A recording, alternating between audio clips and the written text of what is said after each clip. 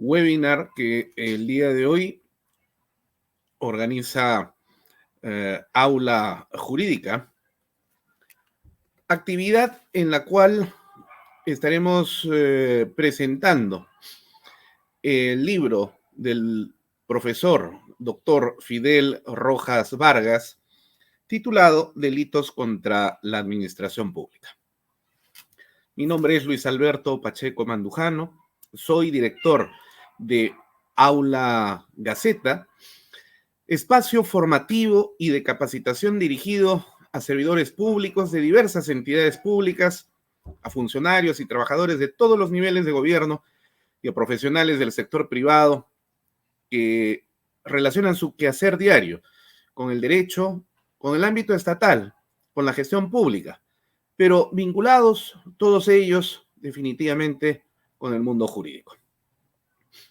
Como parte de las actividades que para el presente año hemos diseñado en Aula Gaceta, que es parte integrante de la prestigiosa y reconocida editora Gaceta Jurídica, se han elaborado una serie de programas de capacitación, actividades académicas varias, diplomados, cursos y por supuesto también actividades como esta, que el día de hoy, en esta tarde, 10 de febrero del año 2022, vamos a dar en inicio para escuchar a los profesores que participarán en esta actividad de presentación del libro ya referido. Y contaremos con la grata presencia de profesionales del derecho de una trayectoria sumamente reconocida y fundamentalmente poseedores de características docentes que los hacen precisamente convertirse en referentes en el mundo del derecho penal dentro del Perú y, por supuesto, con trascendencia más allá de nuestras fronteras. Escucharemos el día de hoy la participación de el profesor César Azabache Caracholo, persona conocida por todos nosotros, destacado profesor del derecho penal, abogado litigante y un hombre comprometido con la lucha contra la corrupción.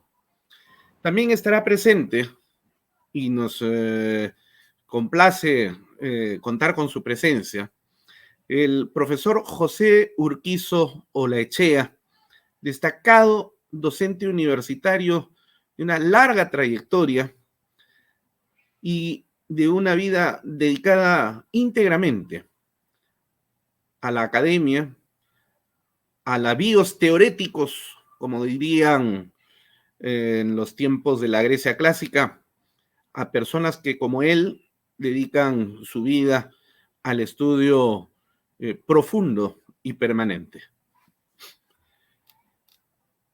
Y también estará presente la profesora doctora María del Carmen García Cantizano,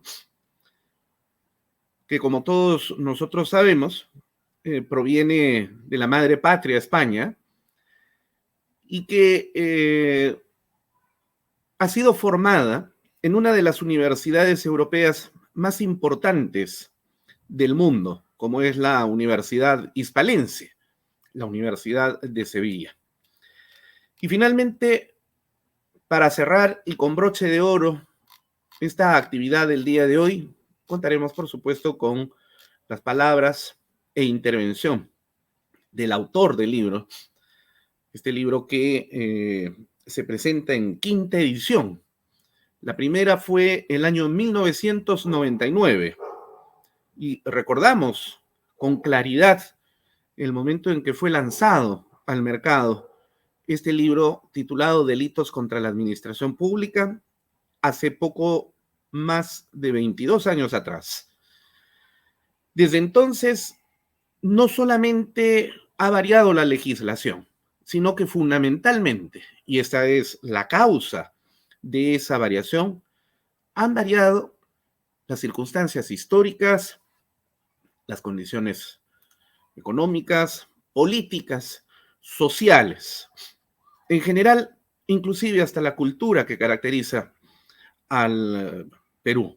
Y por supuesto, no de manera aislada, sino en un contexto regional de carácter latinoamericano en primer lugar y mundial como marco de fondo.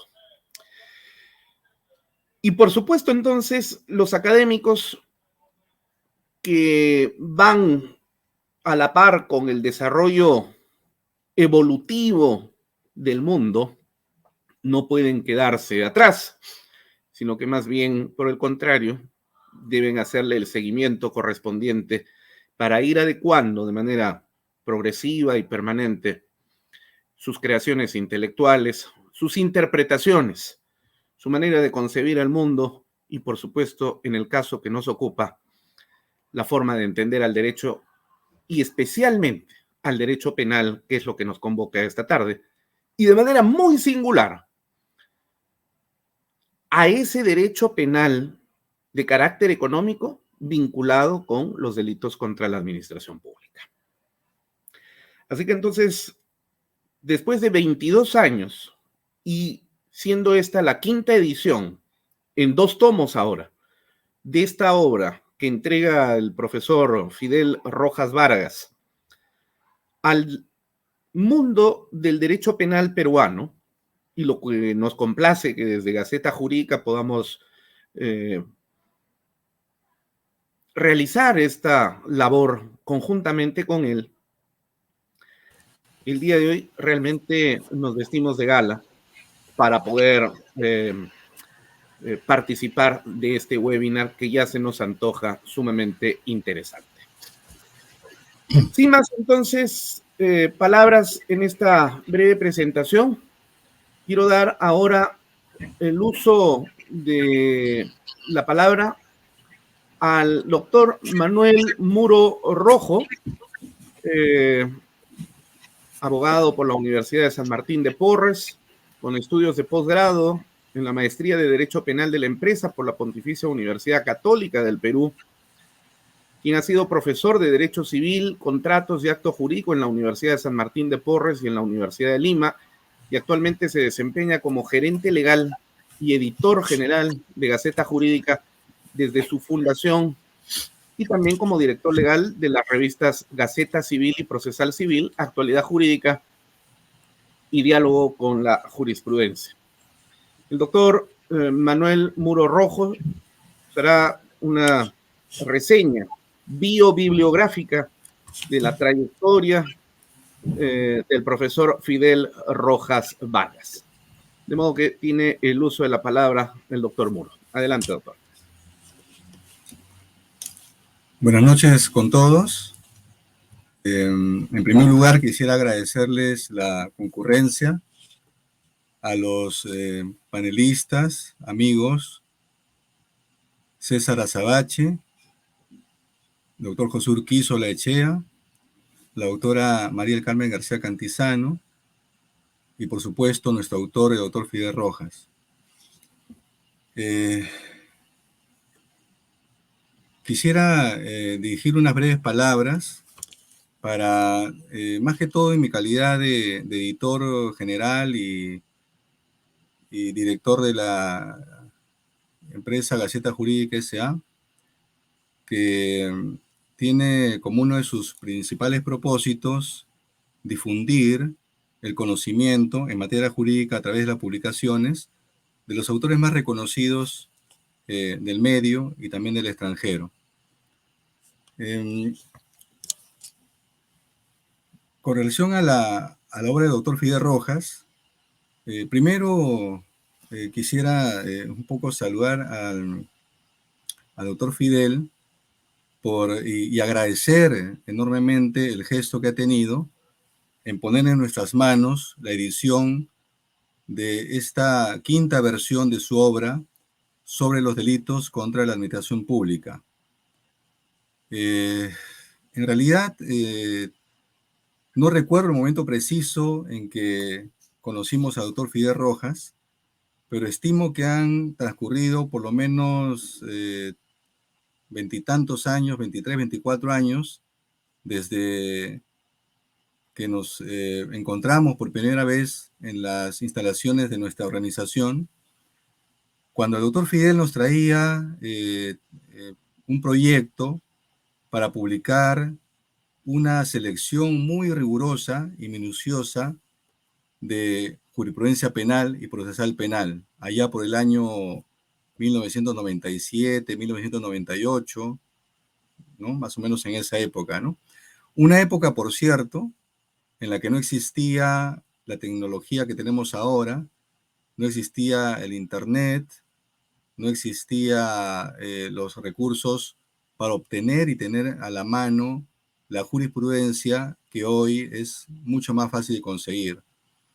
Entonces, el doctor Fidel Rojas, con un gran esfuerzo, había obtenido, seleccionado, clasificado un conjunto muy importante de jurisprudencia penal que fue uno de los primeros proyectos editoriales que trabajamos con él, ¿no? Entonces, tuvo mucho éxito esa primera publicación, le siguieron dos más, ¿no? Y fue uno de los autores que empezó con la contribución de poner al alcance del público, del ámbito jurídico, un material jurisprudencial que en esa época era muy difícil de acceder. Seguidamente tuvimos la ocasión, la feliz ocasión, de publicar también con el doctor Fidel Rojas sus primeras obras. Pero esta obra que ahora presentamos en su primera versión, por algún motivo se nos hacía esquiva. El doctor Fidel Rojas publicó su primera edición el año 1999 y 13 ediciones posteriores hasta el año 2015 o 14.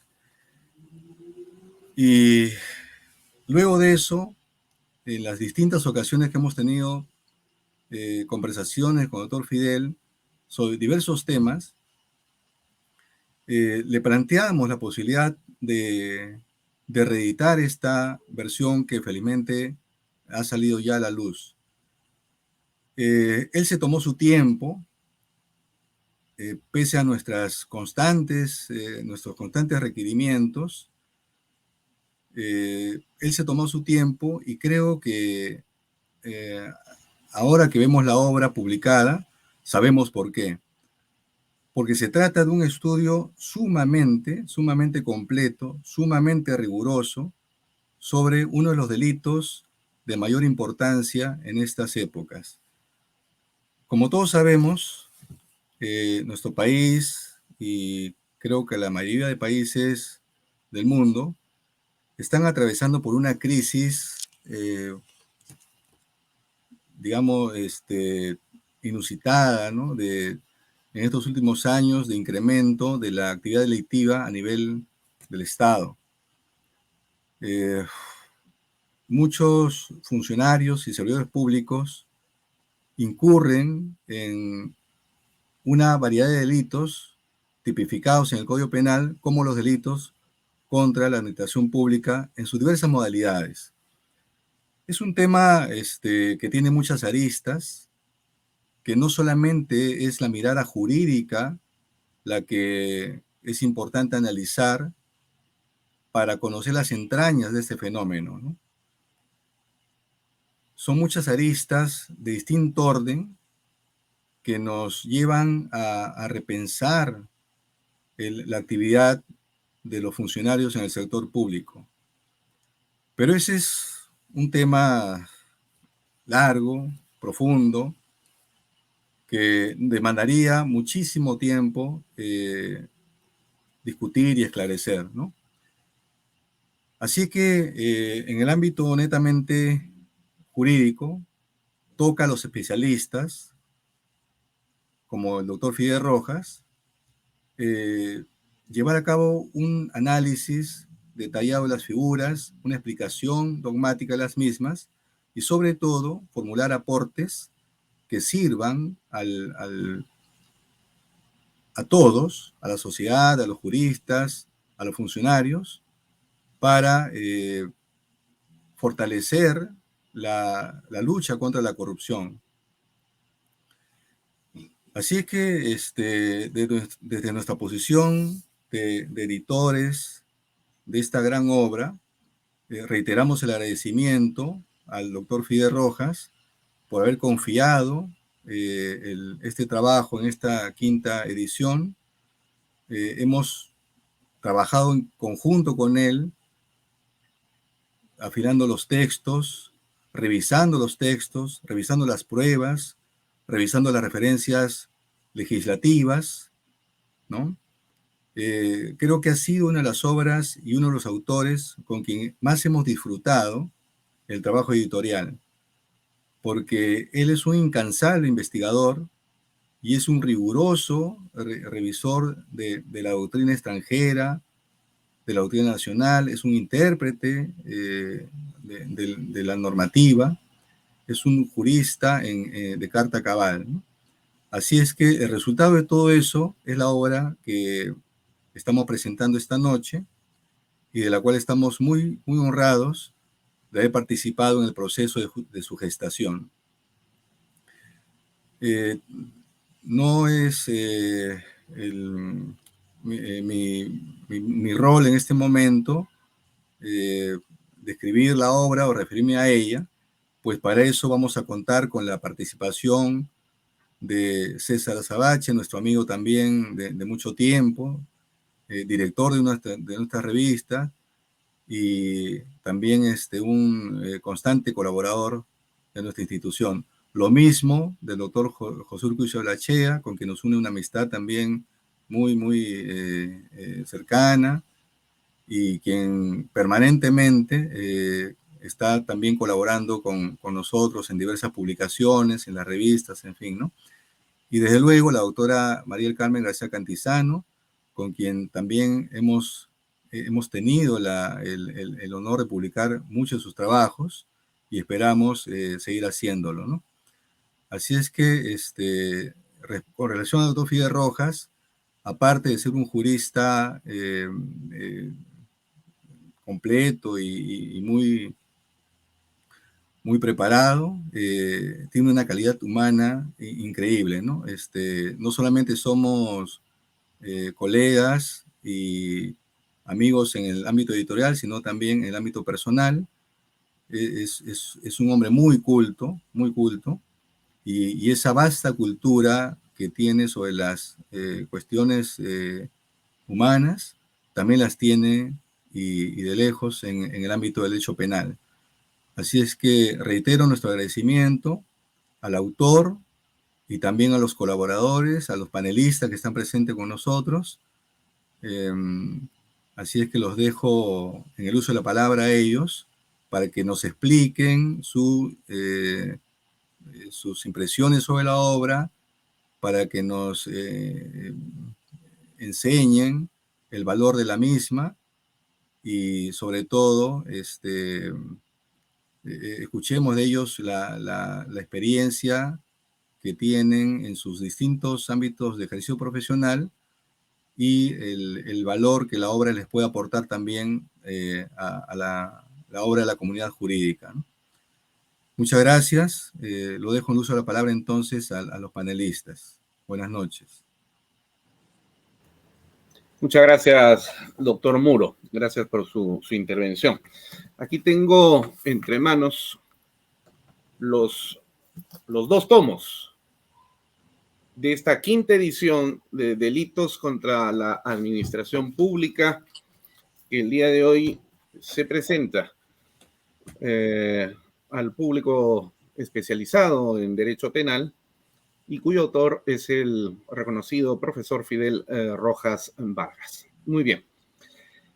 Voy a tener el grato placer de presentar ahora a continuación a nuestro primer panelista. Amigo personal, persona con la que hemos trabajado en la Academia de la Magistratura en múltiples oportunidades cuando nos tocó hacerlo. Me refiero al profesor doctor César Azabache Caracholo, quien dirige en este momento el bufete jurídico Azabache Caracholo Abogados, una de las principales firmas de litigación penal en el medio, en casos penales de implicancias económicas e institucionales. Dirige el programa de entrevistas legales en coyuntura en la revista La Ley. Tiene además una columna de opinión en el diario La República y publica comentarios sobre casos legales en la revista La Ley, en los portales Scribits y en Academia, y en múltiples medios de comunicación del país. Él ha sido profesor en la Pontificia Universidad Católica del Perú y es profesor actualmente en la Academia de la Magistratura de la República del Perú, investigador para la Comisión Andina de Juristas y otras varias entidades nacionales y extranjeras, como agente y asesor del Estado ante la Corte Interamericana de Derechos Humanos, autor de numerosos artículos académicos y científicos en materia de derecho penal y de derechos humanos, un hombre, como decíamos, comprometido con la lucha anticorrupción y la defensa de los derechos humanos. Bienvenido, apreciado y estimado César, a este webinar. Las cámaras y los micrófonos son todos tuyos. Muchas gracias. Es un verdadero honor estar en este evento. Tengo que decir, añadiendo a las presentaciones de ambos, que Fidel Rojas Vargas, además de ser uno de los principales autores en nuestro medio, es una de las personas con mayor humildad que he conocido en el mundo académico. Voy a comenzar en un punto que ha sido ya marcado. Esta es la 5ª edición de un trabajo que vio la luz por primera vez en 1999.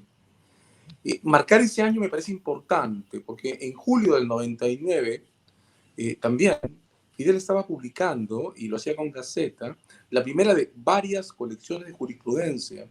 Esto lo dijo Manuel durante sus comentarios. Yo quiero reparar en lo que significaba en 1999 publicar colecciones de jurisprudencia.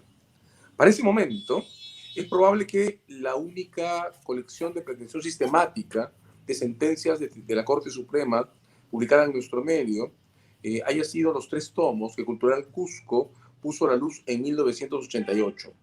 Además de esos 3 tomos, teníamos entre nosotros algunos volúmenes sueltos con colecciones parciales, quizá la más importante, la de Prado Saldarriaga, que salió a la prensa en septiembre de ese año, algunos meses después que la de Fidel.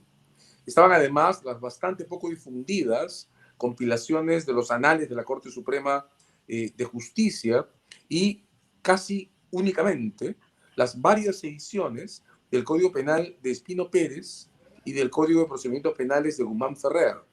Eso era todo lo que teníamos en colecciones de jurisprudencia.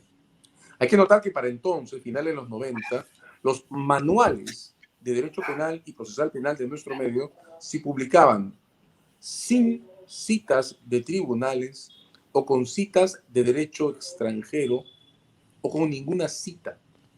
De varias maneras, la obra de Fidel está emparentada con el proceso de generación de nuestra dogmática como espacio autónomo de comentarios y de definición sobre el sentido de la ley. El derecho que leemos ahora, 2022, es uno apoyado en bases institucionales completamente distintas al derecho que se escribía en el Perú a finales de los años 90, cuando Fidel arremete esta importante tarea que desemboca ahora en este libro, 2 tomos de un libro de referencia sobre la historia y la evolución de los delitos contra la administración pública que han sido trabajados desde ese origen y desde el paralelo esfuerzo de Fidel por aportar en la sistematización de una jurisprudencia nacional que se ha desarrollado en la forma en que ahora la conocemos solo durante este siglo. Importante notar que antes de estos trabajos, nuestra jurisprudencia ni siquiera estaba principalmente desarrollada por la Corte Suprema. Las compilaciones clásicas, las de El Código de Espino Pérez o las de Guzmán Ferrer, las anteriores, pueden mostrar hasta qué punto el desarrollo de la jurisprudencia anterior a este siglo estaba basado en el trabajo del Ministerio Público. De hecho, Espino Pérez era fiscal, no magistrado judicial, no solo profesor universitario.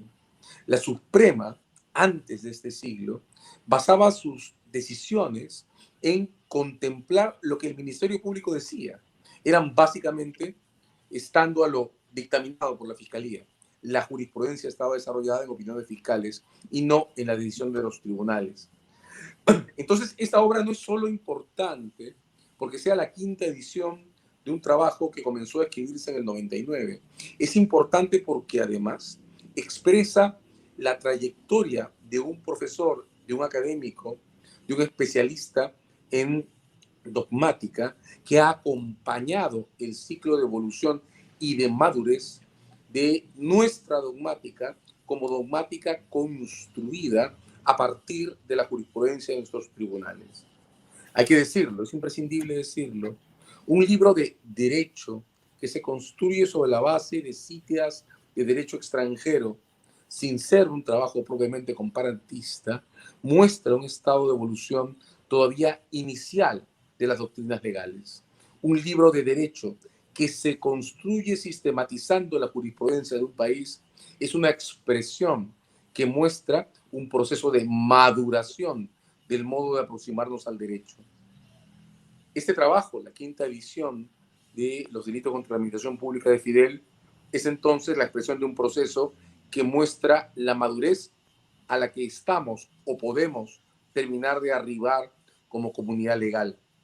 Pero Fidel, además de ser un dogmático en sentido estricto, un sistematizador de jurisprudencia, un elaborador de construcciones que le dan sentido a lo que los tribunales producen, es un comparatista de talla notable.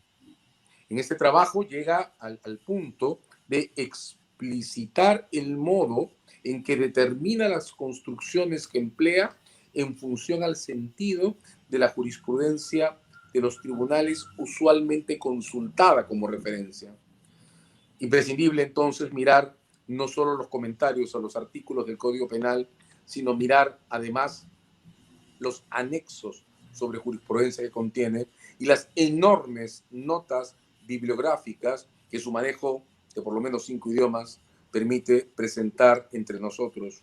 Imprescindible mirar el modo en que este trabajo aborda no solo los significados relevantes para entender las figuras delictivas de este complejo capítulo, sino además la evolución que las normas y los estados de cuestión han tenido a la luz de los cambios legales, a la luz de los cambios en el modo de abordar estas cosas por los tribunales.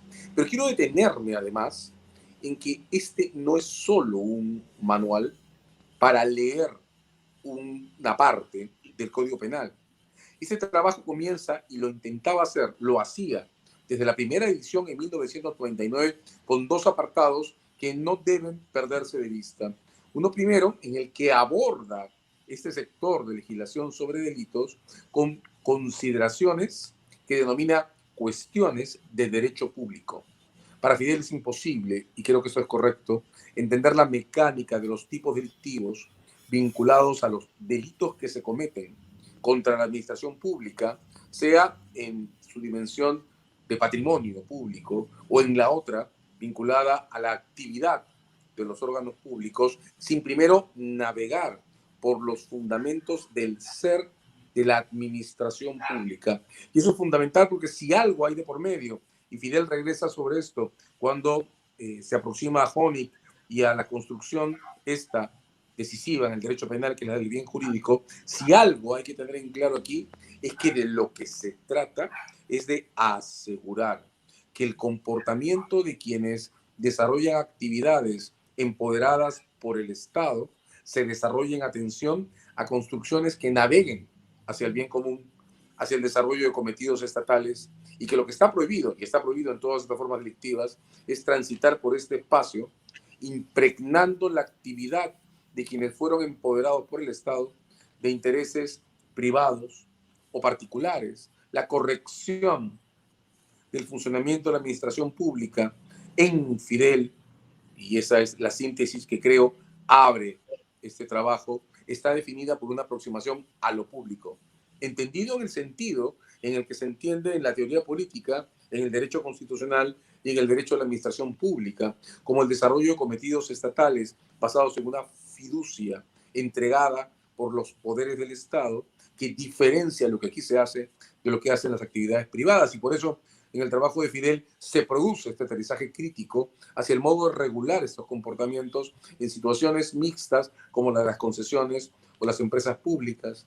Pero el trabajo tiene además un segundo apartado en el inicio que tampoco debe pasar de vista: las cuestiones básicas de política y dogmática penal, la aproximación a la cuestión de las proporciones de las penas, la sistemática de organización de esta lista de delitos, y este es el apartado que no dudo va a ser la base de lo que probablemente tengamos que presentar próximamente, un trabajo autónomo, un manual de derecho penal general construido desde la trayectoria de Fidel en este ejercicio sostenido de comparación, análisis dogmático, exégesis y estabilización en un sistema único de lo que la jurisprudencia de los tribunales produce como decisiones.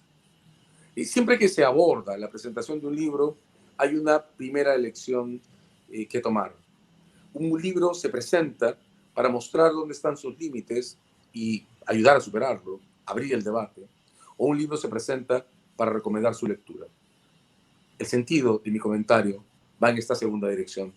Creo que es imprescindible notar que este compendio, este punto de llegada de los trabajos de Fidel sobre el delito contra la administración pública tiene que convertirse en un manual de referencia imprescindible para quienes pensamos en el derecho sobre la administración pública, para quienes pensamos en la corrupción.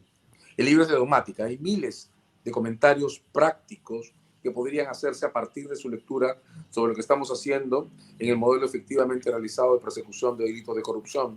Eso nos tocará revisar y discutir en el camino de elaboración y desarrollo de lo que Fidel ahora nos ofrece.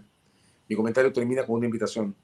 Este es un trabajo que tiene que estar en sus estantes y creo que este trabajo expresa el enorme esfuerzo que Fidel está haciendo para consolidar nuestro derecho sobre prácticas de corrupción como un derecho institucionalmente estable. Y yo los tengo que dejar.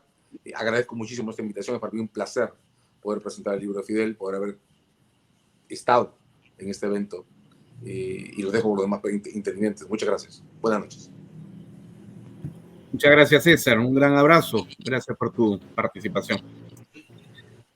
A continuación, quiero presentar, y para mí también va a ser un enorme gusto porque nuestro siguiente participante es mi ex profesor, profesor de Derecho Penal, Teoría del Delito en la Maestría de Derecho Penal de la Universidad Nacional del Centro del Perú, hace ya varios años atrás, gracias a las gestiones de un común amigo, César Augusto Paredes Vargas, en la ciudad de Huancayo.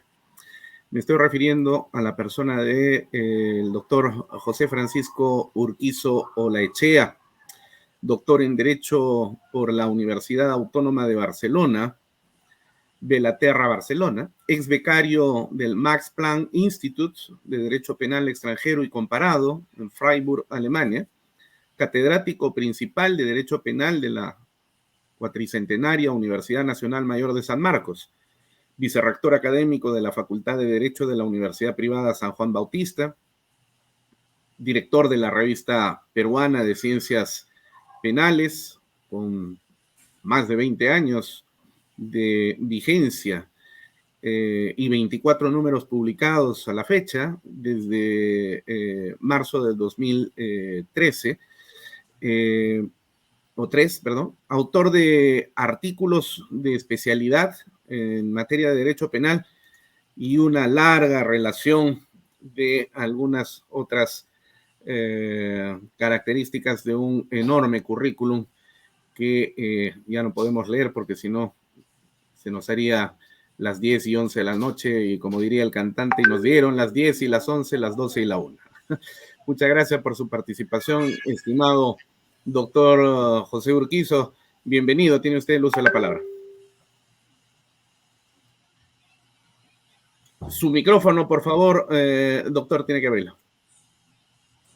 Bueno, en primer lugar, muchas gracias y mis saludos a todos los presentes. Claro, yo creo que para todos nosotros es un honor participar en este reconocimiento al trabajo científico de Fidel Rojas Vargas, que como se puede observar tiene un carácter bastante erudito, ¿no? Por lo que ya he mencionado antes también. Y paralelamente yo he percibido, porque me ha traído muchos recuerdos, cuando comenzó a analizar un poco los tipos legales y además cómo se plantea los temas, que creo que uno debería acotar. Cuando él habla, por ejemplo, de cómo construye los tipos penales, me recordó al Código Penal anotado de mi maestro Luis Ramón Arias, cuando él desarrollaba el esquema del delito singular, ¿no? Y la construcción que llevaba adelante, por supuesto, con todos los nuevos planteamientos dogmáticos y el desarrollo de muchísimas de sus instituciones, comienza a enumerar, por ejemplo, que está trabajando sobre tipos abiertos, tipos cerrados, simples, complejos, de lesión, de peligro, instantáneo, permanentes, y esto nuevamente se ve reflejado, ¿no? Por ejemplo, cuando habla del peculado, que lo he leído, nuevamente él habla de cómo va a llevar adelante su investigación, ¿no? Y las ventajas de este tipo de planteamientos es la cantidad de posibilidades que le permite al lector, ¿no? Por ejemplo, cuando habla del peculado hace hasta 11 enumeraciones, ¿no? De resultado, de simple actividad, de naturaleza comisiva, omisiva, de consumación instantánea o de doble naturaleza, ¿no? Delito de permanencia, señala, modalidades agravadas de peculado, etcétera, y todos los verbos rectores. Bueno, realmente eso es muy ilustrativo.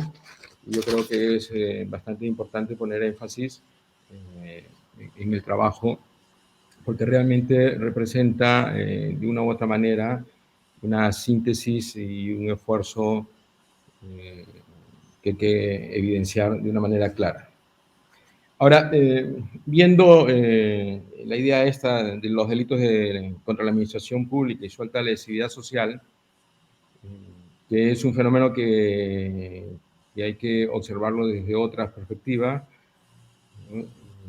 Porque tiene no solamente componentes desde el punto de vista del derecho penal, sino tiene otro tipo de componentes que tienen que ver con una conceptualización de qué somos como sociedad y qué es lo que representa este tipo de delitos, estos delitos de corrupción, que también quiero decir han sido anotados con bastante claridad en la primera parte del trabajo de Fidel Rojas, cuando él habla de los aspectos generales. Él hace un esfuerzo con la finalidad de más o menos introducir no solamente las ideas desde el punto de vista del derecho, sino también desde el punto de vista de cuál es el significado.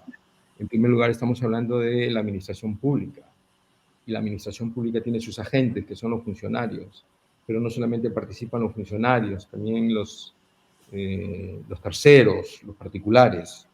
Están referidos a los fondos públicos, ¿no? Y qué significa la actuación, porque es una actuación absolutamente normativizada, ¿no? De estos funcionarios a los cuales se les entrega efectivamente el poder de tomar decisiones respecto a el patrimonio público, ¿no? Y a partir del abuso del poder, ¿no? Y de estos mecanismos de corrupción, en realidad no solamente laceran el derecho penal desde el punto de vista, ¿no?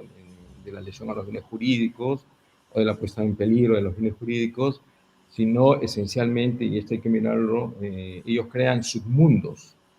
Es un mundo que además tienen cierto tipo de características, más o menos de tipo corporativo o asociativo, ¿no? Generalmente nosotros nos encontramos en estos casos de corrupción donde hay una multitud de personas que son funcionarios públicos, que ejercen diversas funciones, pero como un ente generalizado, que en vez de ir en un sentido directo, desde el punto de vista de la certeza jurídica y crear una valoración a favor del Estado, en realidad ellos comienzan y conmueven la base misma del Estado para beneficios particulares, ¿no? Y entonces la lesividad social no solamente se resiente, sino sobre todo crea otro mecanismo, la duda.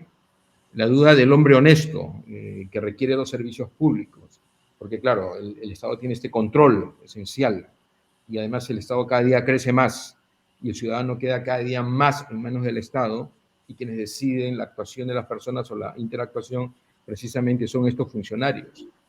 Y estos funcionarios en diversas zonas se convierten como en los feudales y al ser feudales comienzan a colocar cuotas, ¿no? Para que puedan pasar los productos, ¿no? Lo digo en una forma metafórica, los productos, ¿no? Vas a pasar mi producto por aquí y entonces me tienes que reconocer, ¿no?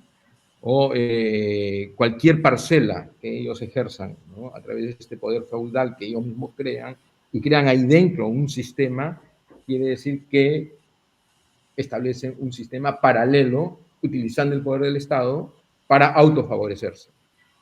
Y entonces el daño que le hacen a nuestra sociedad no solamente es un daño desde el punto de vista material, sino también es un daño de carácter moral.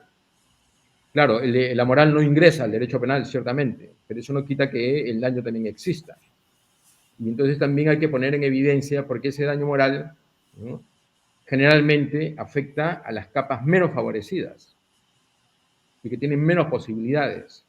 Y entonces comienzan a destruir las bases del funcionamiento del sistema.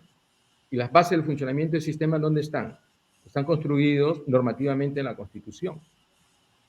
Y entonces no solamente su lesión jurídica tiene un carácter puramente penal, sino que en realidad puede atravesar, y creo que de hecho atraviesa en algunas partes, los derechos fundamentales de las personas. Y que una de sus consecuencias, las consecuencias, puede ser esta gran corrupción, ¿no?, porque no es una corrupción pequeña, es una gran corrupción, ¿no?, lacera las posibilidades de desarrollo, en este caso, de nuestro país, de nuestro pueblo.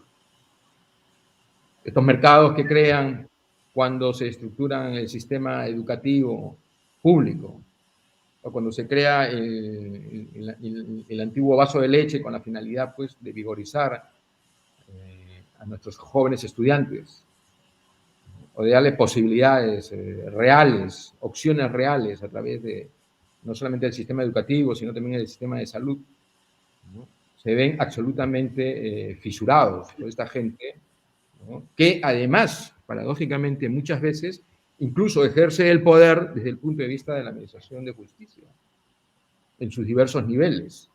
Y entonces esta es una telaraña inmensa donde al final de la jornada da la sensación que los hombres honestos terminan siendo, pues, segregados para que se vayan imponiendo esto, ¿no?, estos mecanismos, yo diría, de una corrupción no refinada, sino burda, pero que se encuentra enquistada, utiliza diversos mecanismos, ¿no? Y además crean estos círculos de confianza entre ellos, donde las personas externas que recurren al sistema de funcionamiento del Estado, pues fracasan, sus posibilidades son nulas, ¿no?, porque no pertenecen a estos círculos, ¿no?, que dañan, como dije antes, las bases mismas del funcionamiento del sistema. Me refiero, pues, bajo el modelo de un Estado de Derecho social y democrático. En consecuencia, por ejemplo, dice Fidel Rojas Vargas, dice que uno de sus objetivos es impedir la politización de la justicia penal. Eso me parece bien. Eso me parece bien porque ya históricamente el derecho penal se opone a que el disidente sea, pues, penalizado. El disidente, ¿no?, que no solamente es el disidente político, es el disidente económico, es el disidente que tiene una perspectiva cultural absolutamente distinta. Claro, ciertamente el derecho penal le tiene que dar la seguridad de que eso, en la medida que solamente es un disidente, no va a ingresar a las esferas del derecho penal, ¿no? Y con eso, de una u otra manera, hay que lanzar la idea de que el jus puniendi tiene que tener una serie de límites. Eso me parece bien, ¿no? Y también me parece bien lo que él sostiene en el sentido de la razonabilidad y la racionalización, ¿no?, para que esto sea aplicado de una forma no solamente adecuada desde el punto de vista de los derechos, de los principios, de las garantías, ¿no?, sino que toda esta estructura pueda atacar de una manera certera, diría yo, todos estos fenómenos de corrupción, ¿no?, de corrupción. Y para ello, ¿no?, es importante, ahora volviendo un poco al libro, es importante que se revisen de manera continua estos delitos. para que puedan tener unas armas, no solamente genuinas, sino unas armas incluso, como se dice aquí, comparativas, para que le puedan servir de indicios jurídicos a quienes van a llevar adelante las investigaciones, al Ministerio Público, a los propios jueces, también a los abogados defensores, obviamente con la finalidad de que ellos puedan actuar dentro de un marco estricto de la ley. Este título que se me asignó de los delitos contra la administración pública y su alta lesividad no se reduce, como ya lo dije antes, solamente desde el punto de vista del derecho penal a los bienes jurídicos, ¿no? Sino que su importancia atraviesa nuestro país de una manera que no podemos cerrar los ojos. Y somos uno de los países, y esto no es por supuesto ningún orgullo, no es ninguna medalla, de que tiene precedentes en temas judiciales gravísimos, ¿no?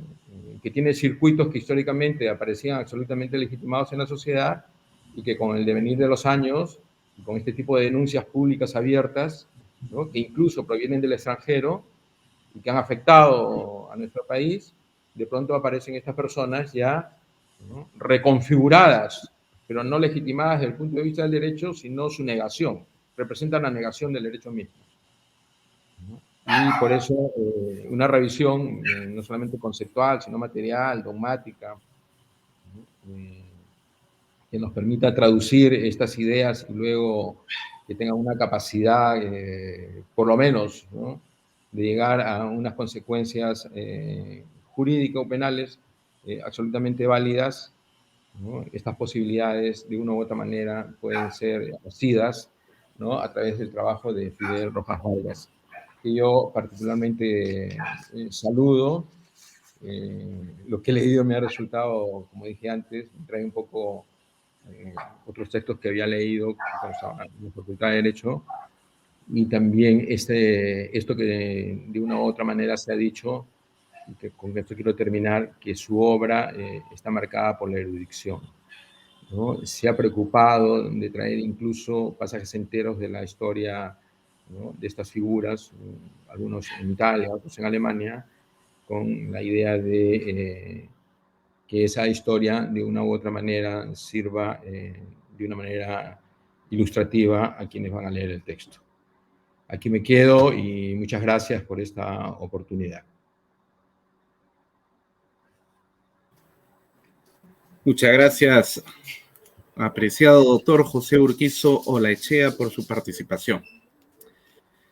Bien, finalmente, para culminar esta ronda de participación de panelistas, quiero dejar en el uso de la palabra a la doctora María del Carmen García Cantizano. Ella es licenciada en Derecho por la Universidad de Sevilla, España, doctora en Derecho con mención en Derecho Penal y Procesal Penal por la misma Casa Superior de Estudios, la Universidad de Hispalense. Ha seguido cursos de posgrado en las universidades de Frankfurt y Friburgo, en Alemania. Es profesora de Derecho Penal en la Universidad de Lima y en la Pontificia Universidad Católica del Perú. Es abogada del estudio jurídico Bramón Arias Torres y además autora de diversos textos, libros, manuales y artículos sobre la materia. Ella intervendrá en esta oportunidad con un discurso al que ha titulado Política Criminal contra la Corrupción por el camino correcto, entre signos de admiración. Tiene el uso de la palabra la doctora García Cantizano. Adelante, por favor.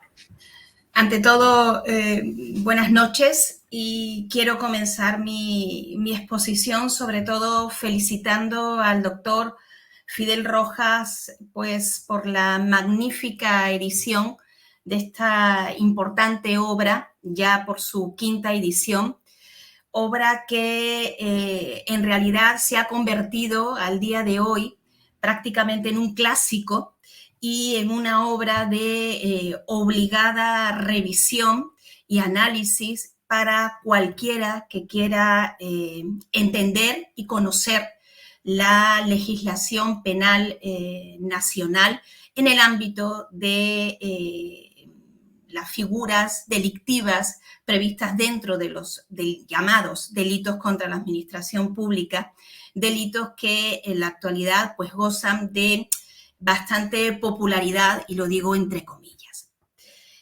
Por otro lado, quiero también agradecer, por supuesto, pues la amable invitación para poder participar en esta presentación de esta importantísima obra a Gaceta Jurídica a través del doctor Muro, y también, por supuesto, el hecho de que me hayan permitido participar junto con exponentes fundamentales y referentes, sobre todo, del análisis y del tratamiento de la ciencia penal en nuestro país, como es el doctor César Azabache, como es el doctor Urquizo y como es, por supuesto, el doctor Fidel Rojas, autores que por su trayectoria profesional sin duda pues sientan cátedra en el análisis dogmático de estas figuras delictivas. Y lo primero que tengo que decir es que desde que en el año 1999 se publicara por primera vez la obra del doctor Fidel Rojas, hasta ahora pues realmente ha llovido bastante.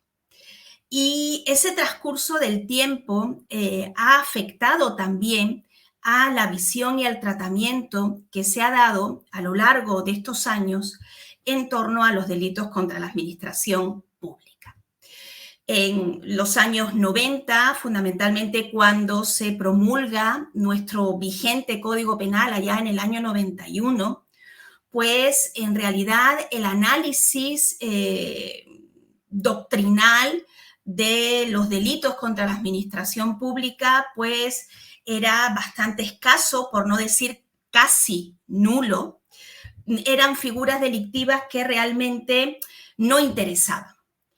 Pero con el pasar de los años, evidentemente podemos decir que al día de hoy esta forma particular de delincuencia pues ha alcanzado unos niveles de interés que se refleja tanto en el tratamiento doctrinal como, obviamente, interés a nivel social.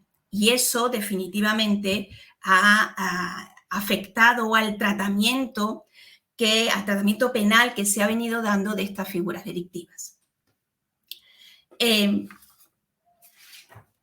Con el hecho de que en los años 90 prácticamente el doctor Fidel Rojas fuera pionero en el análisis de estas figuras delictivas, recuerdo que su primera obra la publica, la primera edición es del año 99, con eso no quiero decir que en los años 90 o cuando se promulgó el Código Penal, pues no existiera corrupción.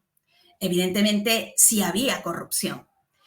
La cuestión es que los niveles de corrupción o la importancia que en esa época tenía la corrupción no es definitivamente la importancia ni la repercusión que la corrupción tiene al día de hoy, en la que en realidad podemos, sin ningún tipo de duda, afirmar que la corrupción al día de hoy se ha convertido en una de las principales fuentes de inestabilidad, de crisis política, que afecta incluso hasta la misma estabilidad democrática de nuestro país.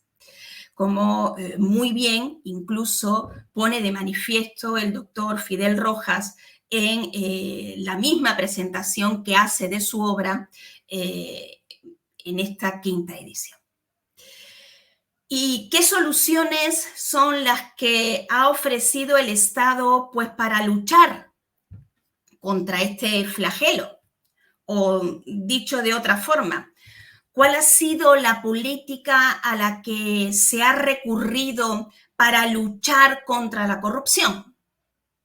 Pues sin duda alguna, considero que la vía por la que se ha optado a la hora de combatir la corrupción ha sido la del derecho penal.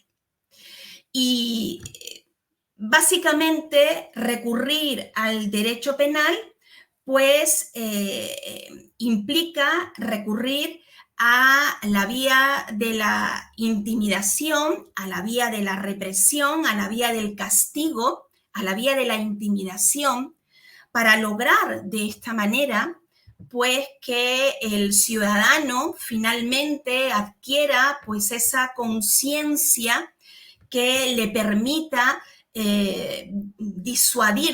disuadirlo de cometer este tipo de comportamientos que sin duda alguna implican una grave afectación al orden social. Y esto es importante tenerlo presente porque no podemos perder de vista cuál es la visión que el ciudadano de pie tiene al día de hoy del Estado, ¿ya? Y sin duda alguna esa visión tiene claras bases en la misma corrupción. El ciudadano de pie al día de hoy pues tiene muy poco respeto por las instituciones.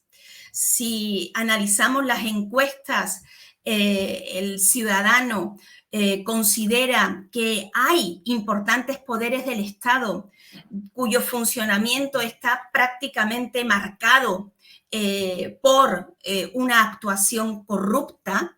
Nada más hay que hacer encuestas y preguntarle al ciudadano qué piensa, por ejemplo, del funcionamiento del Poder Judicial, qué piensa del funcionamiento del Congreso, que son poderes básicos del Estado en los que en realidad al día de hoy el ciudadano no confía, en los que no confía, y qué decir obviamente de otras instituciones públicas esenciales para el funcionamiento del Estado en las que tampoco el ciudadano confía, como por ejemplo puede ser la Policía Nacional. Todo eso es efecto de las consecuencias que una corrupción enquistada en el funcionamiento de la administración pública tiene para la propia institucionalidad del Estado.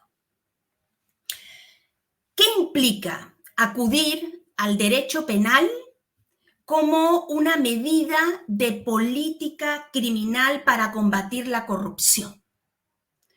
Pues es obvio que esa vía lo que lleva es al uso de la potestad punitiva del Estado, el famoso ius puniendi, como mecanismo intimidatorio del ciudadano.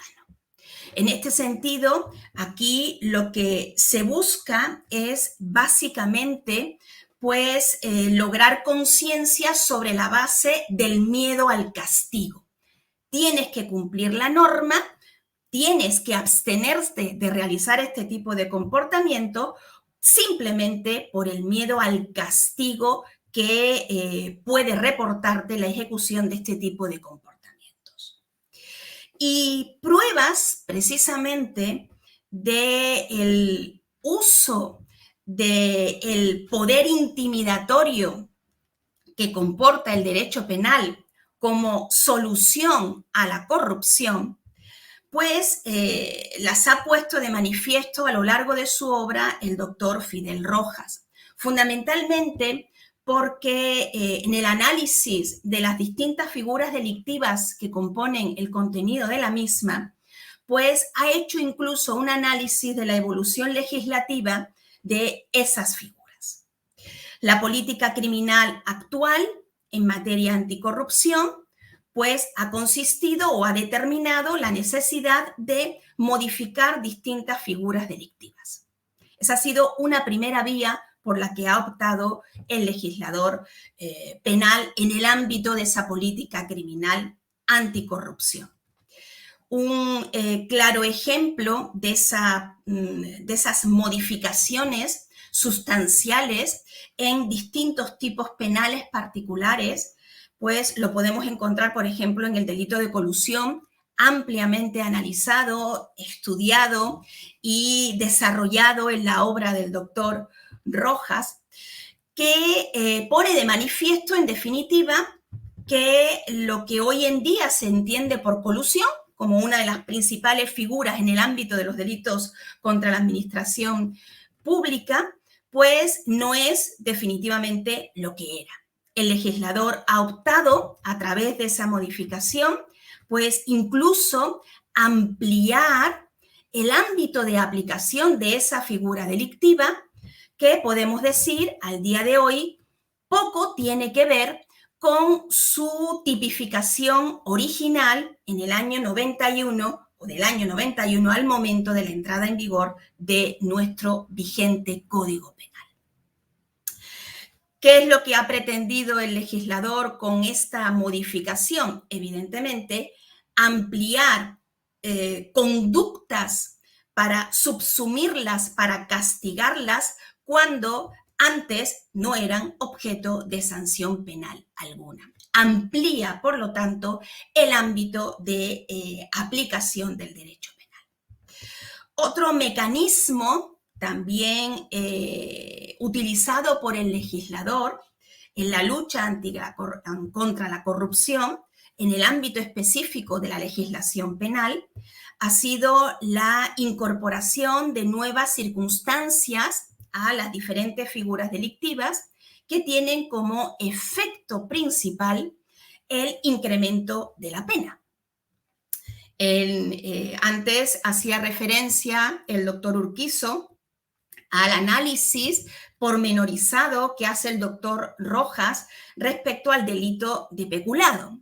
Pues bien, esta figura delictiva es una de las que esta idea se ha puesto claramente de manifiesto. Antes, en el delito de peculado, no interesaba el monto, la cantidad que finalmente el funcionario se llevaba. Bastaba con hablar de un funcionario que acababa finalmente infringiendo los deberes de administración y gestión que tenía sobre el patrimonio público. Hoy en día, el legislador, pues, lo que busca es incrementar penas ante figuras delictivas como esta del peculado, considerando ahora como un elemento que permite un aumento de la pena, precisamente el perjuicio económico finalmente causado por esa conducta al funcionario. En este sentido, estos dos ejemplos que acabo de poner, pues lo único que ponen de manifiesto es que una de las opciones por las que se decanta el legislador a la hora de reflejar su política criminal en materia anticorrupción es la modificación de tipos penales ya existentes. Pero no para ahí la cosa. Nuestro legislador siente la necesidad de que hay que criminalizar más. Y a partir de ahí, pues, procede a incorporar al Código Penal nuevas figuras delictivas. No contento con ampliar el ámbito de aplicación de las ya existentes, pues crea nuevas figuras delictivas. Figuras delictivas que en realidad yo particularmente considero que no tienen mayor sustento por cuanto afectan a conductas que ya perfectamente venían amparadas en los tipos que ya existían, y en otras oportunidades, pues, crea figuras delictivas que yo creo que tienen bastante o generan bastantes complicaciones a la hora de asegurar la eficacia de la aplicación de la propia norma penal. El ejemplo del primer caso lo tenemos en el ámbito, por ejemplo, del nuevo delito de cohecho pasivo en el ejercicio de la función policial, previsto en el nuevo artículo 395-A del Código Penal, donde el legislador, pues, prácticamente criminaliza la función policial. Figura delictiva que no era necesaria, porque como sabemos, y hay un amplio desarrollo de esta figura en la obra del profesor Rojas, ya en el ámbito penal existe una denominación de quién es funcionario público, un policía nacional es funcionario público y si comete actos de cohecho en el ámbito del cumplimiento de sus funciones, perfectamente es aplicable la figura que ya existía. Pero nuestro legislador ha tenido la necesidad de criminalizar la función policial. En el ámbito del otro ejemplo que yo les señalaba, donde se crean figuras delictivas de muy difícil aplicación en la práctica, para mí un ejemplo clarísimo es esa nueva figura delictiva llamada soborno internacional pasivo, prevista en el artículo 393-A del Código Penal, que tiene un ámbito de aplicación muy particular. Solamente se aplica en el ámbito del funcionamiento de organizaciones internacionales o respecto a funcionarios de otros estados.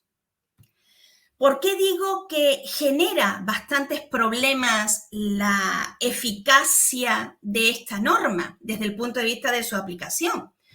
Si ya es difícil en el ámbito de la práctica aplicar los tipos penales que tenemos respecto a funcionarios que son controlados y que desarrollan su actividad delictiva bajo el funcionamiento de las instituciones nacionales, ya se podrán ustedes imaginar lo más difícil aún que representa el aplicar una figura que solamente tiene sentido en el ámbito del funcionamiento de una organización internacional que escapa al ámbito nacional o respecto a funcionarios de otros estados que evidentemente no tienen relación funcional alguna con nuestra administración pública. Por eso les decía que en realidad aquí difícil lo vamos a tener a la hora de poder ver algún caso en la que esta norma sea efectivamente aplicada. Pero es que además la política criminal que ha seguido el Estado en torno a la lucha contra la corrupción también se ha basado en una continua elevación de penas. Y esto es algo que el propio doctor Fidel Rojas pone también de manifiesto en su obra, y es una idea con la que coincido plenamente. También el doctor, no obstante, pone de manifiesto, y es algo con lo que también estoy de acuerdo, que evidentemente la elevación de las penas en el ámbito de los delitos contra la administración pública no tiene evidentemente parangón ni comparación alguna con las penas elevadísimas que se prevén respecto a figuras delictivas comunes. Sin embargo, si bien esto es así, creo que nos vamos aproximando, vamos en cierta manera por ese camino. Y quiero simplemente poner de manifiesto dos pinceladas para que reflexionen al respecto. El delito de peculado, justo hacía referencia antes a él, es una figura delictiva que al día de hoy tiene unos límites punitivos similares a los de un homicidio. El delito de colusión, al que antes yo hacía referencia, puede ser sancionado al mismo nivel de un asesinato. Claro, para todos aquellos que propugnan como principal base en la lucha contra la corrupción la elevación de penas, pues es evidente que pierden de vista el necesario respeto a un principio que yo considero fundamental, y es el principio de proporcionalidad de penas. Cuando el legislador decide cómo sancionar una conducta, esa sanción debe ser proporcional, debe de estar relacionada con la importancia de aquel bien jurídico que se quiere proteger. Entre otras cosas, la importancia del principio de proporcionalidad nos ayuda a controlar la posibilidad de hacer un uso arbitrario del jus puniendi por parte del Estado. Y evidentemente a todos como ciudadanos nos interesa que esa capacidad punitiva del Estado esté bajo control.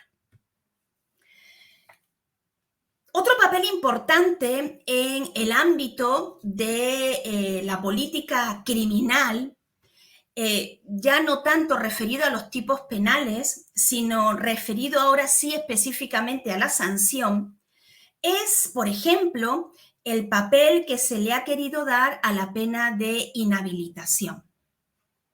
En el año 91, el artículo 426 establecía la posibilidad de aplicar la inhabilitación a todo funcionario público que fuera finalmente sancionado por cualquiera de estos delitos. Se concebía como una pena accesoria. Al día de hoy, esta pena, pues, adquiere autonomía y pasa a ser una pena adicional a la pena privativa de libertad. Claro, si tenemos en cuenta las altas penas con las que estos delitos se castigan y si a ello le unimos la pena de inhabilitación que implica en términos o que puede llegar hasta los 20 años o incluso en situaciones excepcionales puede ser incluso perpetua, ya se podrán ustedes imaginar cómo, una vez más, se pone de manifiesto que aquí la única vía para luchar contra la corrupción es castigar aún más. Y esto, quiero también ponerlo de manifiesto, incide de una manera muy importante en el aspecto resocializador que ha de jugar la pena en el marco de nuestro sistema jurídico penal. ¿Por qué?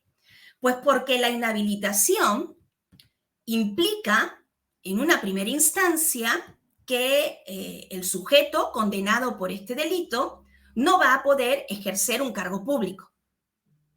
Pero es que también, además, implica que esa persona puede tener restringida su actividad en el ámbito privado. ¿Por qué? Pues porque la inhabilitación de todo condenado por un delito contra la administración pública implica que ya no puede desempeñarse profesionalmente en el sector público, pero también va a tener restricciones para poder desarrollarse en el ámbito privado. Ya se podrán ustedes imaginar que una persona que finalmente acabe siendo condenada por estos delitos, pues tiene, evidentemente, marcada su vida laboral, haciendo muy difícil su reinserción en el ámbito de la sociedad. ¿Es este el camino a seguir para prevenir actos de corrupción? Pues yo sinceramente creo que no. Y lo pienso porque cuando la política anticorrupción ha girado única y exclusivamente en torno al uso del derecho penal, realmente no ha llegado a tener el éxito que se esperaba.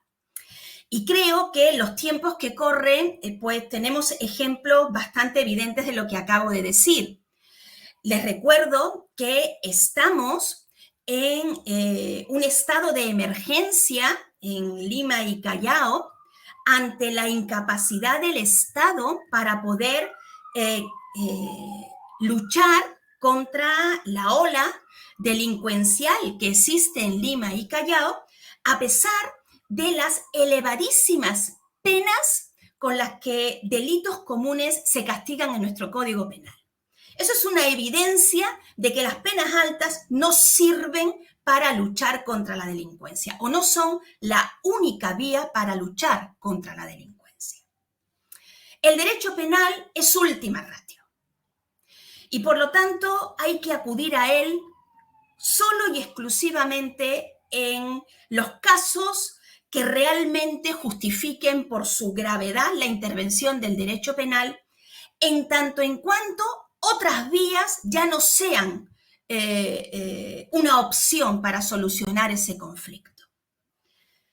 Yo personalmente, y soy penalista, pienso que la corrupción se combate en primera instancia fortaleciendo la institucionalidad del Estado. Es decir, a partir de, entre otras medidas, funcionarios capacitados y debidamente formados para el desempeño de sus cargos. En otra medida particularmente importante es el hacer la función pública, el ejercicio de la función pública, una alternativa seria y atractiva para el empleo, es decir, no ver el trabajo en la administración pública como la última opción que tiene una persona para poder encontrar trabajo cuando no lo encuentra en el ámbito privado. Yo considero que los mejores son los que deben de asumir el ejercicio de la función pública. Entiendo que otra medida fundamental es la de potenciar y fomentar aquellos organismos de control que existen en el Estado. Para mí es fundamental potenciar el papel que juega, por ejemplo, la Procuraduría o la Contraloría General de la República como mecanismos de fiscalización.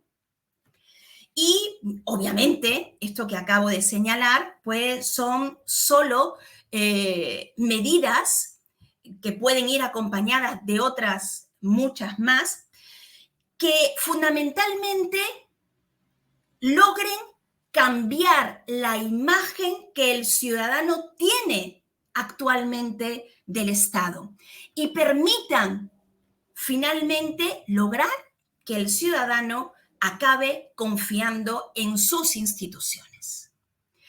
Si a pesar de todas estas medidas que acabo de señalar y muchas más, evidentemente, no se logra, el derecho penal puede también contribuir a la lucha contra la corrupción. De nuevo, quiero felicitar al doctor Fidel Rojas por su obra. Todos estos temas son analizados con la maestría que caracteriza la obra del doctor Fidel Rojas y una vez más agradecer por esta oportunidad de poder felicitar en vivo y en directo al doctor y a Gaceta Jurídica por esta importante publicación. Gracias a todos por su atención.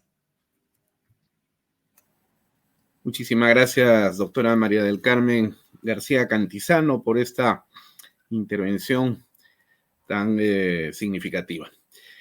Y ha llegado ahora el momento en el que vamos a escuchar al autor de la obra que se presenta el día de hoy. La obra, la quinta edición en sus tomos 1 y 2, titulada Delitos contra la Administración Pública, cuyo autor es el reconocido profesor Fidel Rojas Vargas, especialista en Derecho Penal y Delitos contra la Administración Pública, reconocido escritor de diferentes libros y artículos en materia penal. Ha sido miembro de la Comisión de Alto Nivel que redactó el Código Procesal Penal y de la Comisión Revisora del Código Penal del Congreso de la República, así como también fue integrante de la Comisión Consultiva del Ministerio de Justicia, docente y conferencista que ha cursado estudios en la maestría en Ciencias Penales en la Universidad de San Martín de Porres y es abogado por la Universidad Nacional Mayor de San Marcos.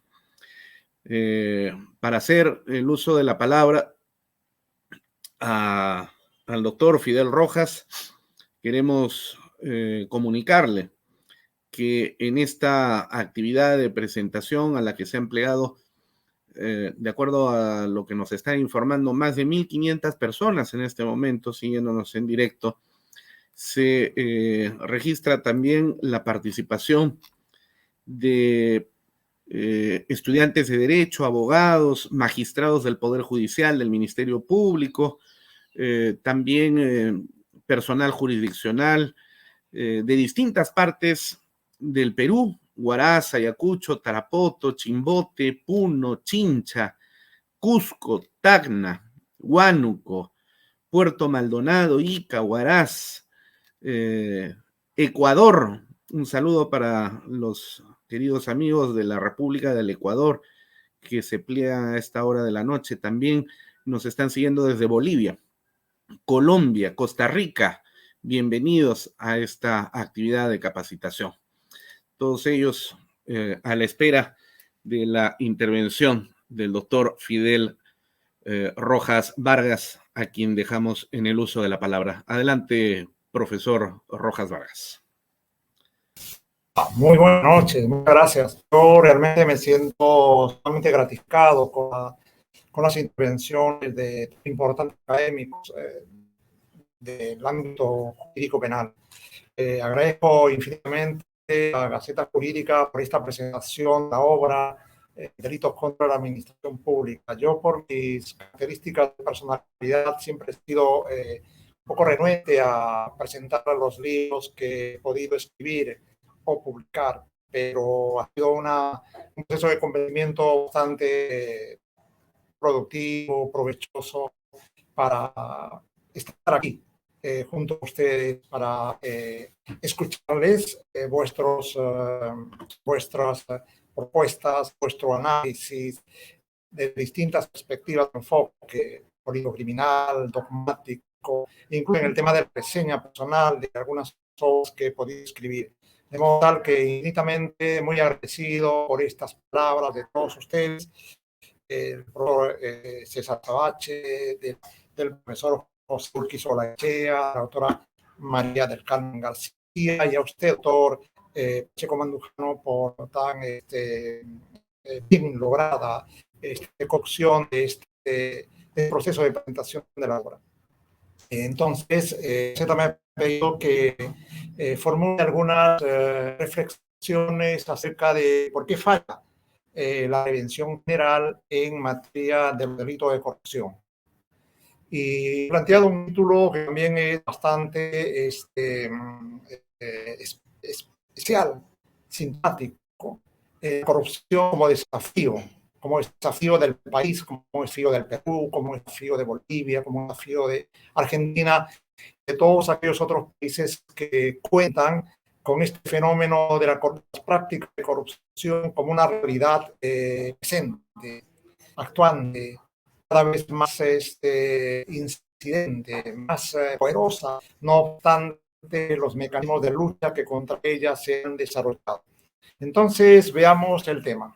La prevención general, tanto la positiva y la negativa, desde la mirada del derecho penal, no desde una mirada más amplia desde la cual se podría hablar de prevención, sino solamente desde la mirada del derecho penal, supone, como todos sabemos, en el caso de la prevención general positiva, fortalecer en los ciudadanos principios, criterios éticos de respeto a las normas.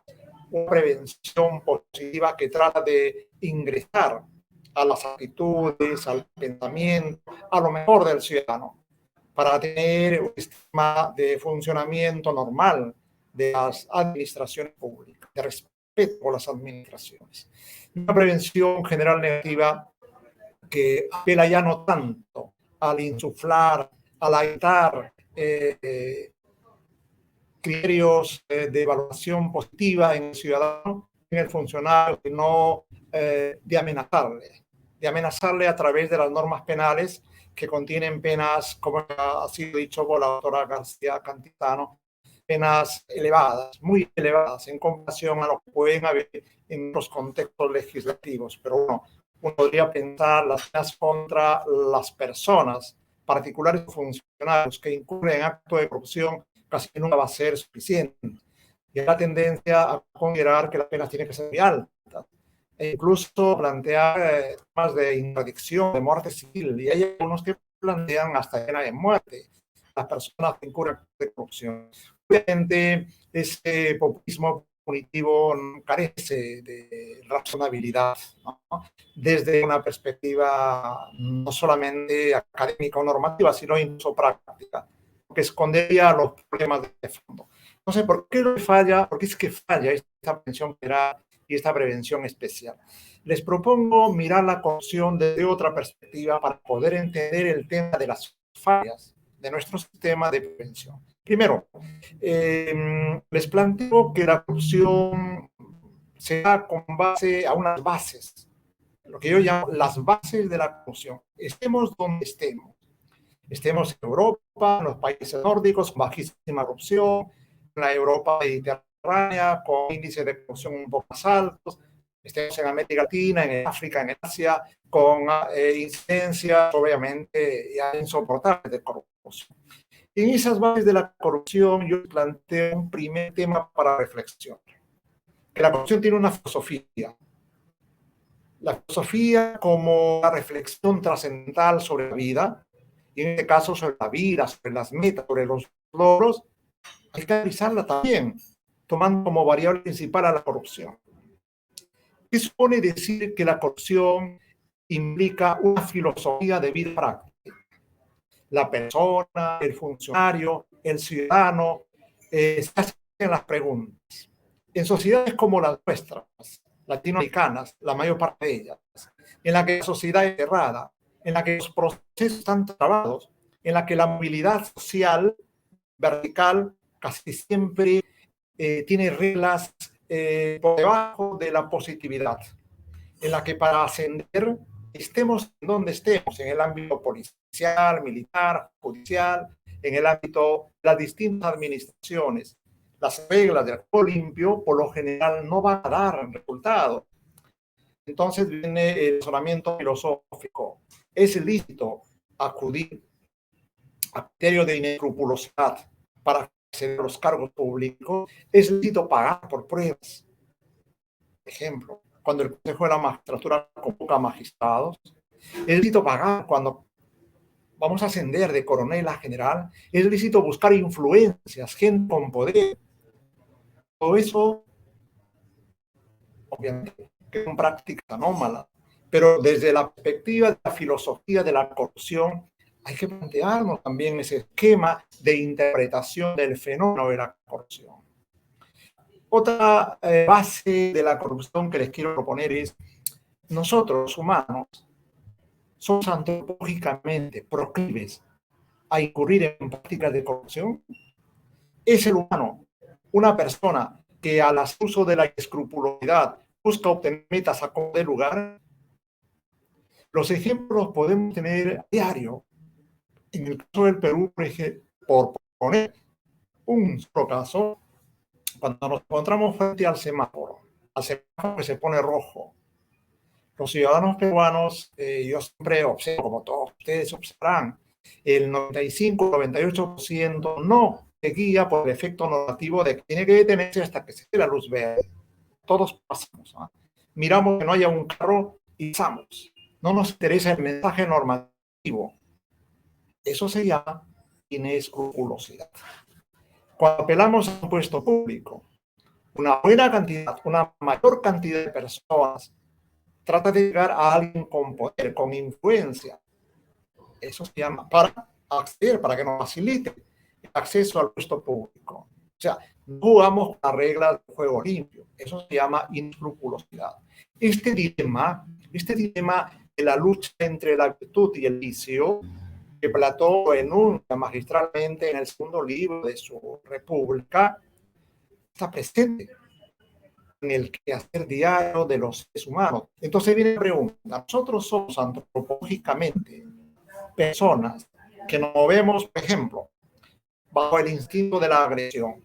La agresión nos ha permitido ser lo que somos, una especie dominante en las especies y en los géneros de los animales superiores. El instinto de sociabilidad, también una fuerza interna que el ser humano tiene. Igualmente el instinto de supervivencia, forma parte de nuestra estructura antropológica, pero la inescrupulosidad, el querer lograr metas sin importar cómo, esa forma tan difundida, tan masificada en el poblador peruano, de no importa cómo llego, lo que me importa es llegar.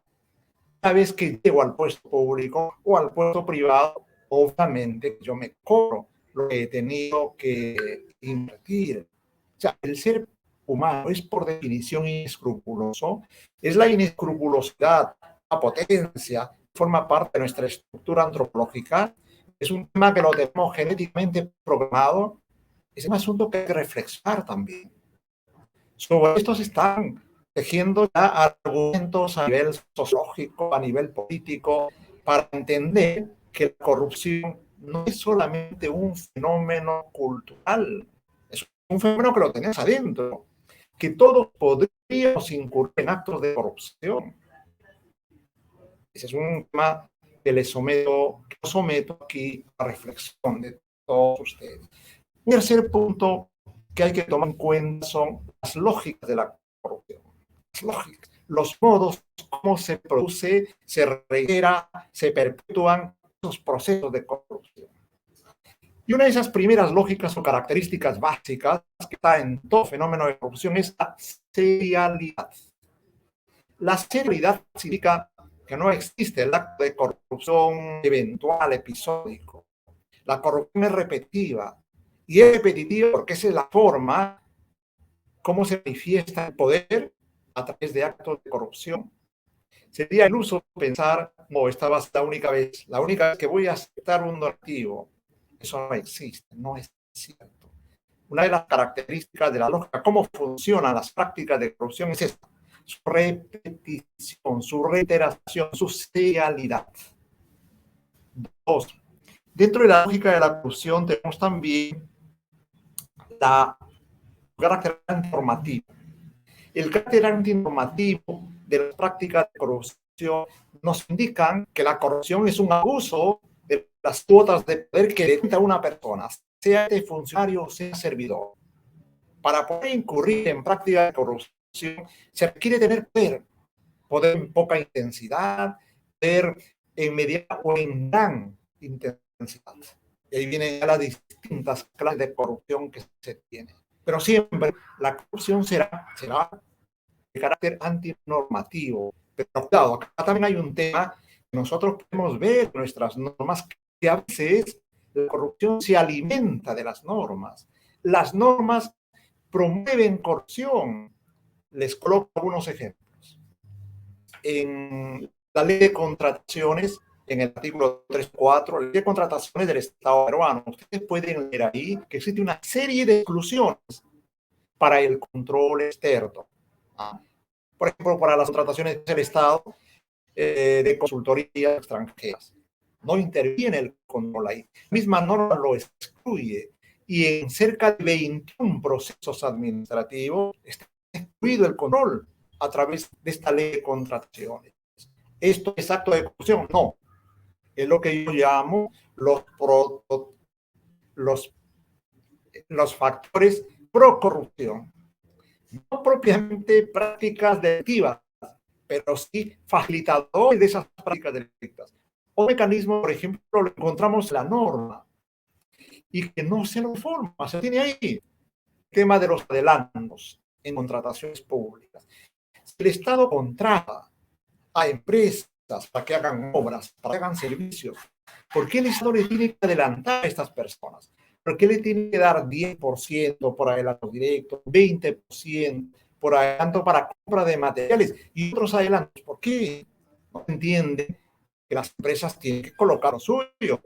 El Estado entonces financia la actividad de las empresas. ¿Y esto qué propicia? Propicia que los alcaldes, los gobernantes regionales de inmediato formen sus empresas. Los familiares, los amigos asociados a los gobernantes regionales y a las municipalidades, digo a todas, obviamente. Entonces ahí se generan tácticas anómalas, lógicas de corrupción que se tienen que desvanecer, desarticular dentro del sistema normativo. Si bien toda práctica de corrupción es antinormativa, es contra las normas. Sin embargo, en nuestro sistema normativo tenemos mecanismos de construcción normativa que propician actos de corrupción.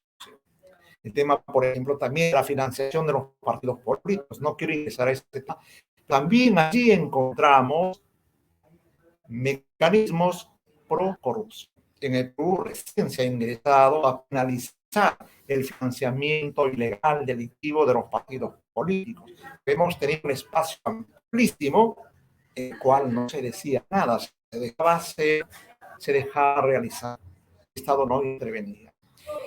El tema de las concesiones públicas, por ejemplo, es un núcleo de poder y de corrupción inmenso. El Estado funciona con normas diseminadas en cada sector. No hay una ley general de concesiones, de modo tal que la falta de control, de modo tal que la discrecionalidad que tienen los ministros, los funcionarios de alto nivel para otorgar concesiones públicas son escenarios en los cuales, por lo general, pueden propiciarse modalidades de prácticas corruptivas. En este punto, ¿qué se ha investigado? Muy poco, casi nada. Y quien quiera tener mayor información puede ir al Banco Minero, puede ir a una entidad del Ministerio de Energías y comprarse un mapa minero y metalúrgico en Perú. Y va a ver que el Perú es un país dividido en cuadrículas. La mayor parte del territorio nacional está otorgado a concesión, por medio de concesiones a una serie de empresas transnacionales y nacionales.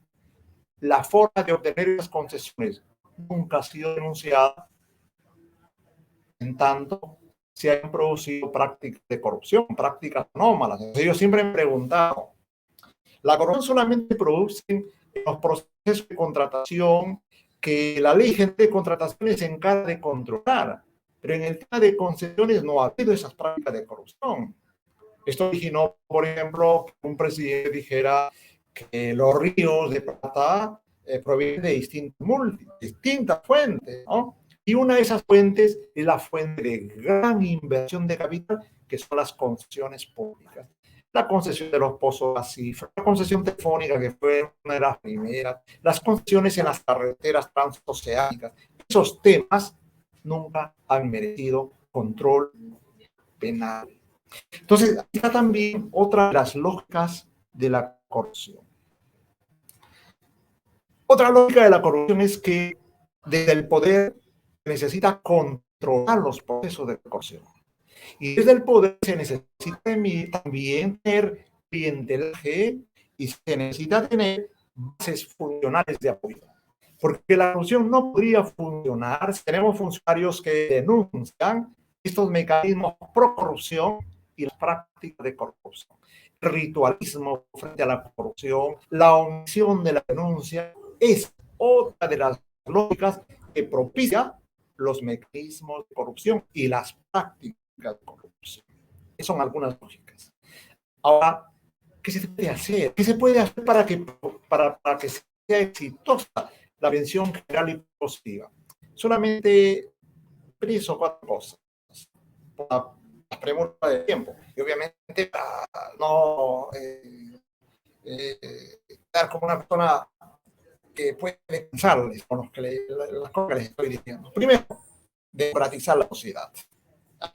Y democratizar la sociedad significa superar esos abismos sociales y económicos que existen en Perú, en Bolivia, en Venezuela, en los países de América Central, casi todos, de Asia y otros. Democratizar las sociedades. Y democratizar la sociedad, ¿qué supone? Supone, por ejemplo, abrir los procesos tratados en los distintos ámbitos de las administraciones públicas. Y desde el poder se traban los procesos para que el destrabe, para que el aligeramiento de esos procesos se produzca, lamentablemente, a través de prácticas de corrupción. Esto es lo que los sociólogos norteamericanos llaman las sociedades latinoamericanas, son sociedades que innecesariamente generan procesos administrativos muy trabados, muy engorrosos, muy incluso antinormativos en una lógica de funcionamiento ágil de la sociedad. Entonces, en esas circunstancias, ¿qué hay que hacer? Hay que destrabarlo. ¿Cómo se destraba? través del aceitaje de esos procesos. Esto es lo que llaman los sociólogos norteamericanos la corrupción blanca, es corrupción blanca que es necesario considerar los presupuestos de las empresas, ¿verdad? Para descifrar los procesos administrativos. ¿Cómo bien se logra democratizar la sociedad? Teniendo ciudadanos virtuosos. El ciudadano virtuoso es una necesidad en América Latina. El ciudadano virtuoso que sepa decirle, no, señor, estas cosas no se hacen aquí, estemos donde estemos, en un ministerio, en una entidad estatal, en una entidad pública. El ciudadano virtuoso es una necesidad. El ciudadano virtuoso es aquella persona que con criterios de integridad, con criterios de futuro, con criterios de querer un estado mejor para nosotros y para nuestros hijos, puede ser el fenómeno que le ponga freno a los actos de corrupción. La ciudadanía virtuosa es una propuesta muy interesante a tomar en cuenta. La ciudadanía virtuosa hay que formarla desde abajo, desde los niños, desde el nido, desde el colegio, desde las universidades, ¿verdad?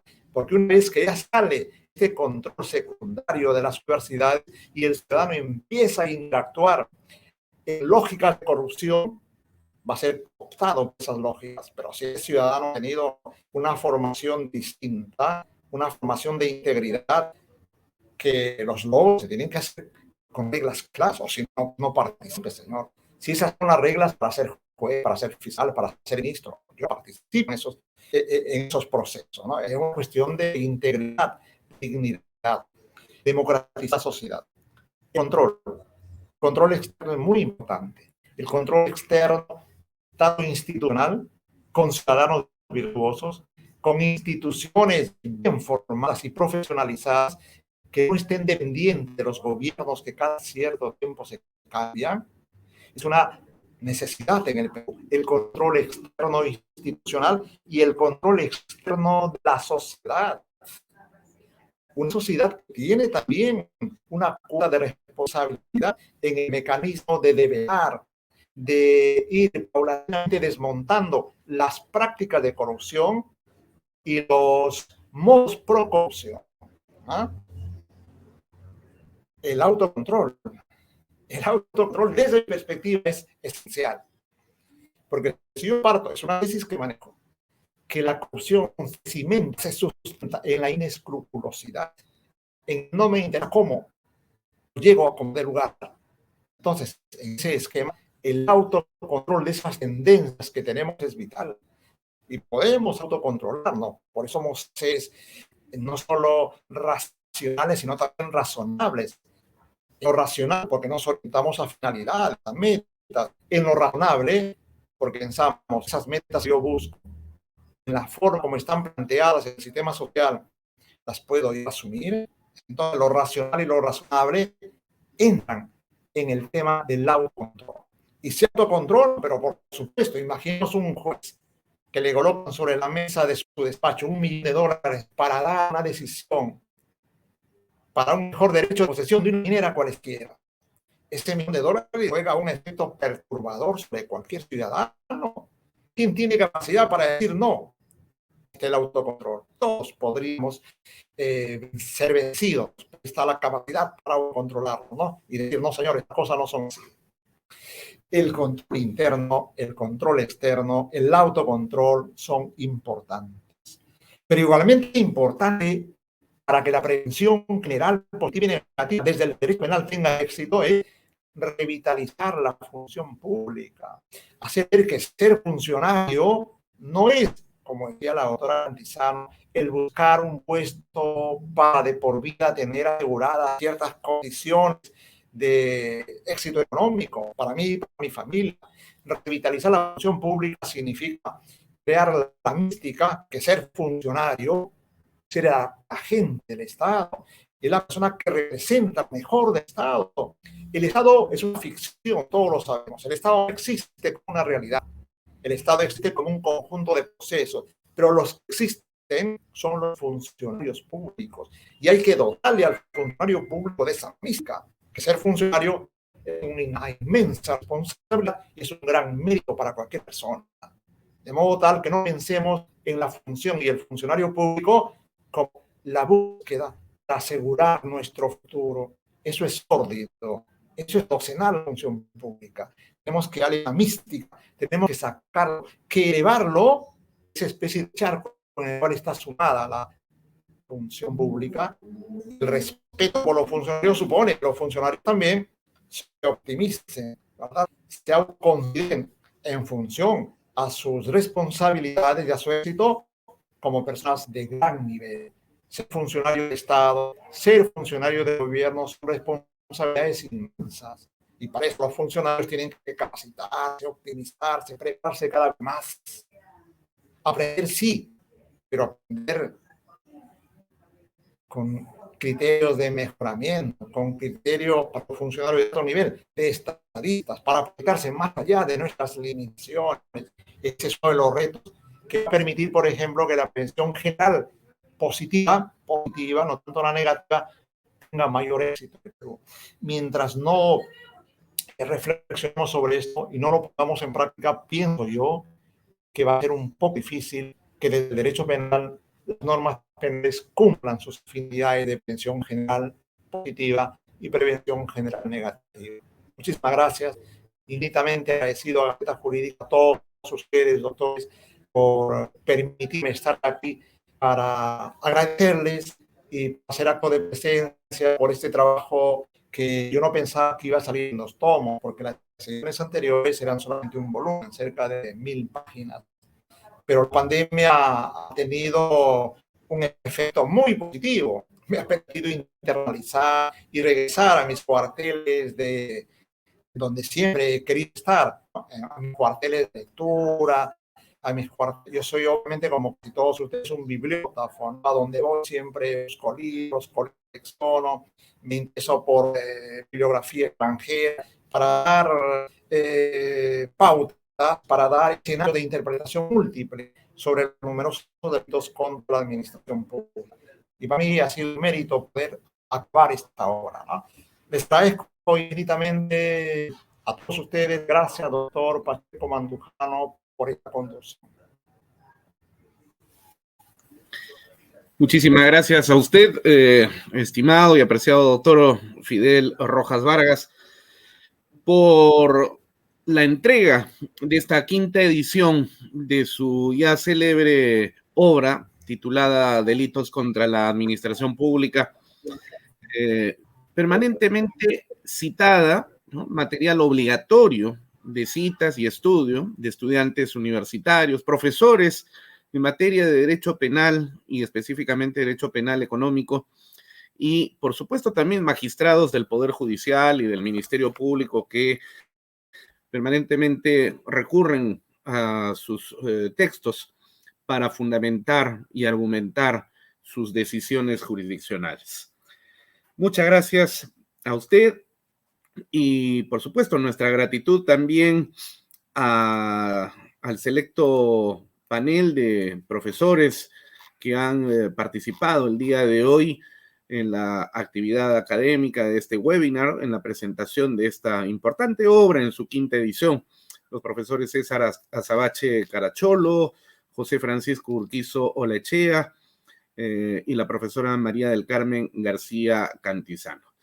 Desde Gaceta, Aula Gaceta o proyecto de Gaceta Jurídica, les invitamos a todos los asistentes a este webinar a que nos sigan a través de nuestras redes sociales en Facebook, Instagram, Twitter y por supuesto también nuestra página web para enterarse permanentemente, cotidianamente, de las ofertas académicas en la realización de diplomados, de especialización, cursos y otras actividades más en las que contamos precisamente con la participación de una selecta plana docente y donde, por supuesto, nuestro querido doctor Fidel Rojas es uno de ellos. Así que un gran abrazo para todos los asistentes.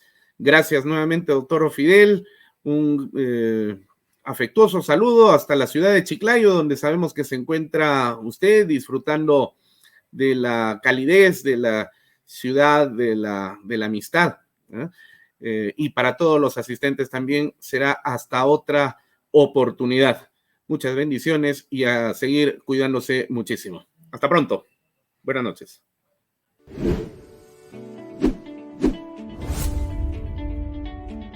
Gracias a todos los participantes.